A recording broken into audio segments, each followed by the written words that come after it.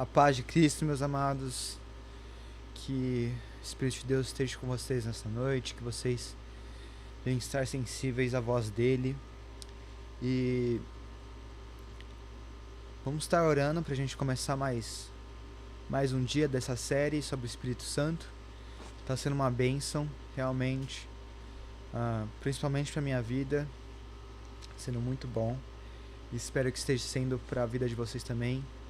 Que em nome de Jesus os ouvidos de cada um e os corações de vocês estejam abertos para receber a palavra de Deus. Amém? Pai, te glorifico, Senhor, nessa noite, Senhor. Venho te pedir, papai, que esteja conosco, Senhor, com cada pessoa que estiver assistindo, Pai. Que o Senhor esteja sobre o coração, Pai, de cada pessoa, em nome de Jesus. Derrama do teu amor, Senhor, que elas venham sentir a tua presença, Senhor, onde quer que elas estejam, papai. Eu te glorifico e te exalto em nome de Jesus. Amém. Queridos, eu queria que a gente começasse a ler o nosso versículo, que está sendo a pauta, né, dessa série, que está em 1 Coríntios, no capítulo 3, versículo 16, que fala assim: vocês não sabem que são santuários de Deus e que o Espírito de Deus habita em vocês? Mais uma vez, é uma palavra que fala muito comigo, porque isso me lembra sobre Pentecostes.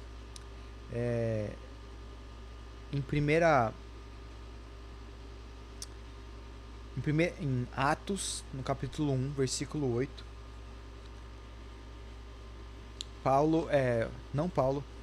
ainda não é Paulo, mas Saulo aparece por lá,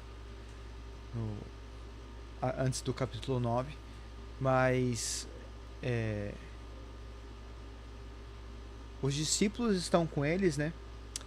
E com Jesus, antes dele subir aos céus, e ele fala sobre a vinda do Espírito Santo, e ele fala assim no versículo: mas receberão poder quando o Espírito Santo descer sobre vocês, e serão minhas testemunhas em Jerusalém, em toda a Judéia e Samaria e até os confins da terra.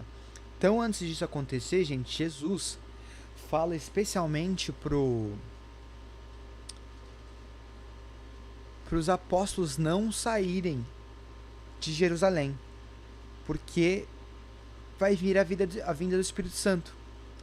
Então ele fala para as pessoas: fica aí, que o Espírito Santo ainda vai vir sobre vocês. E uma coisa que me mexe muito com isso, que quando na festa de Pentecostes, vários judeus de várias tribos de Israel vêm para Jerusalém por causa dessa festa, e ali o Espírito Santo desce sobre as pessoas. E elas começam a falar em diferentes línguas, e as pessoas começam a entender o que está acontecendo, mesmo ela não falando essa língua materna, contanto que em Atos 2,8 fala: então, como os ouvimos, cada um de nós em nossa própria língua materna. Então eu aqui, Rafael, estou falando em português, só que se você nasceu em outro país, nos Estados Unidos, por exemplo, e a sua primeira língua é inglês, e você está ouvindo isso em inglês, era o Espírito Santo. Era isso que estava acontecendo naquele momento. Então, foi uma coisa, tipo assim, sensacional que o Espírito Santo fez. E eu queria que vocês abrissem suas Bíblias também em Gênesis, que desde Gênesis nós já vemos o Espírito Santo de Deus, o agir dele ali junto com Deus, que está em Gênesis capítulo 1, no versículo 2, que fala assim: era a terra sem forma e vazia, trevas cobriam a face do abismo, e o Espírito de Deus se movia sobre a face das águas. Desde essa parte nós já podemos ver o Espírito Santo de Deus, desde o capítulo 1, no versículo 2 de Gênesis. E eu estava procurando um pouquinho sobre o que seria o Espírito Santo em si. E isso vai nos levar, como sempre, até a pessoa de Jesus, que isso é incrível, para a gente conseguir ver como os três são um só, eles são unidos. É uma coisa assim maravilhosa. E eu fui procurar o que seria Espírito Santo. E no hebraico, eu não sei a pronúncia certa, mas o significado do Espírito Santo seria energia. E para a gente ver isso, é uma energia invisível, como seria, exemplo, o vento. Quando o vento bate, a gente vê as folhas se mexendo, nós vemos nós sentimos a brisa no nosso rosto. E da mesma forma, quando nós respiramos profundo, se a gente der aquele, inspirar, inalar, desse jeito nós sentimos o ar e sentimos essa energia que traz oxigênio até os nossos pulmões. Isso, cara, é uma coisa assim sensacional, porque através de Jesus Cristo nós temos esse Espírito Santo sobre cada um de nós, como nós falamos como nós falamos em 1 Coríntios capítulo 3:16. E isto do porquê. Também voltamos no Velho Testamento, em Êxodos, quando a presença de Deus descia como um pilar de fogo sobre o tabernáculo. Ali estava a presença de Deus. E aí aconteceu a mesma coisa em Pentecostes, onde que as pessoas viam fogo sobre as pessoas, elas entendiam, elas falando na sua língua natal. Então Pedro, depois que todo mundo tá ali já, o que está acontecendo, não está acontecendo, Pedro vem e fala: o que aconteceu foi o Espírito de Deus que desceu sobre cada um de vocês. Essa mesma presença, essa energia que nos conecta com Deus, que nos traz a presença de Deus, é uma coisa assim fantástica, entendeu, gente? E seguindo um pouco mais à frente, nós vemos que o Espírito Santo, como eu falei da última vez, semana passada, foi que ressuscitou Jesus dos mortos.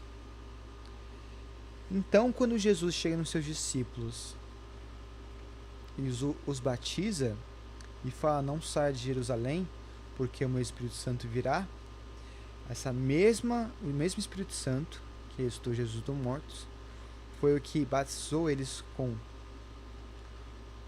o Espírito em Pentecostes, e é o mesmo que continua falando e revelando a palavra de Deus sobre nossas vidas nesse momento.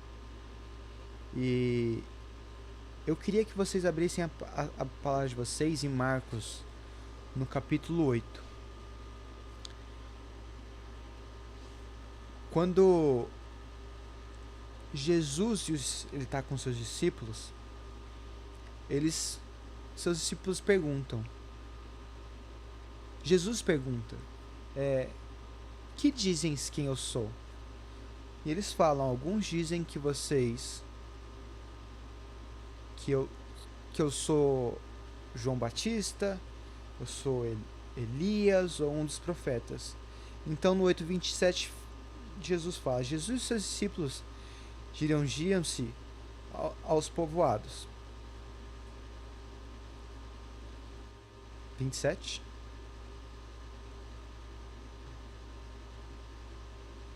Jesus e seus discípulos dirigiam-se para os povoados nas proximidades de Cesareia de Filipe.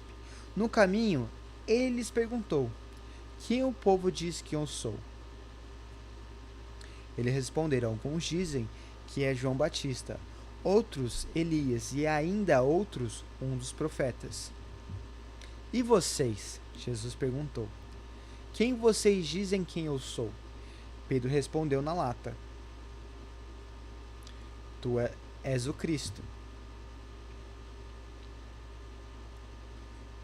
Prosseguindo, Jesus os advertiu que não falassem a ninguém a seu respeito. E isso, gente, é uma coisa muito profunda, porque Infelizmente, já ouvi pessoas falando sobre isso, porque sobre coisa de coach, essas paradas sem noção. Nada contra o coach. Tem coisas que eles são necessários, mas Jesus não estava fazendo isso. Por quê? Se nós vemos no Antigo Testamento novamente, os judeus acreditavam, e acreditam ainda, muitos deles, que Jesus, o Salvador, o Messias, irá vir para resgatar com um poder militar e político Jerusalém, da onde quer que ele esteja, que no caso era de Roma, e que ele iria se erguer novamente. Mas não, Jesus ele fala isso porque ele quer mostrar quem ele vai ser ainda, através dos seus atos e das suas ações. E aí nós vamos ver em Marcos 8:31. Então ele começou a ensinar-lhes que era necessário que o Filho do Homem sofresse muitas coisas e fosse rejeitado pelos líderes religiosos, pelos chefes dos sacerdotes e pelos mestres da lei, fosse morto e em 3 dias depois ressuscitasse. 32. Ele falou claramente a respeito. Então Pedro chamou-o à parte, começou a repreendê-lo. Jesus, porém, voltou-se, olhou para os seus discípulos e repreendeu Pedro, dizendo: Para trás de mim, Satanás, você não pensa nas coisas de Deus, mas nas dos homens. Então ele chamou a multidão e os discípulos e disse: Se alguém quiser acompanhar-me, negue-se a si mesmo, tome sua cruz e siga-me. Pois quem quiser salvar a sua vida, a perderá. Mas quem perder a sua vida por minha causa e pelo evangelho, a salvará. Pois que adianta ao homem ganhar o mundo inteiro e perder a sua alma? Ou o que o homem poderia dar em troca de sua alma? Se alguém se envergonha de mim e das minhas palavras nesta geração adúltera e pecadora, o Filho do Homem se envergonhará dele quando vier na glória de seu Pai com os santos anjos. Então a gente aí vê que Jesus, ele não estava vindo para reinar do modo que os judeus esperavam. Ele tinha que sofrer e passar por outras coisas, passar por humilhação e ser rejeitado como os outros profetas do passado foram, infelizmente. Então, através do Espírito Santo, ele fez tudo isso, nos deu o Espírito Santo para nós, e nós continuamos fazendo isso.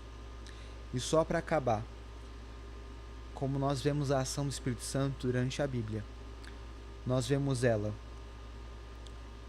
em próprio Gênesis, como falei, depois a primeira ação dele através da vida de José, que foi dito, onde ele revelava os sonhos, ele revelou os sonhos do faraó e das duas pessoas que estavam presas com ele, e os sonhos aconteceram. Então, revelação do Espírito Santo aí. E também uma coisa que eu achei fantástica, que eu estava lendo em Êxodos, quando estava sobre o tabernáculo, tinha um homem, que agora o nome dele não vai vir na minha cabeça, eu sei em inglês, que é Betahel, mas em português eu não sei como tá a Bíblia, eu tenho que ver, me perdoem. Mas esse artista, ele era inspirado pelo Espírito Santo, e tudo de ouro ali que se tinha no tabernáculo, ele foi fazendo, dando o seu melhor e sendo usado através do Espírito Santo. Então, mais uma vez, quando na palavra fala que tudo que se fizer, faça para a honra e glória do Senhor, até o seu trabalho você faça em honra e pela glória do Senhor, que deixe o Espírito Santo ser usado onde quer que você esteja. É essa a palavra que eu quero trazer hoje, minha gente, que o Espírito Santo continue falando aos seus corações, que vocês continuem buscando a voz do Espírito Santo sobre a vida de vocês.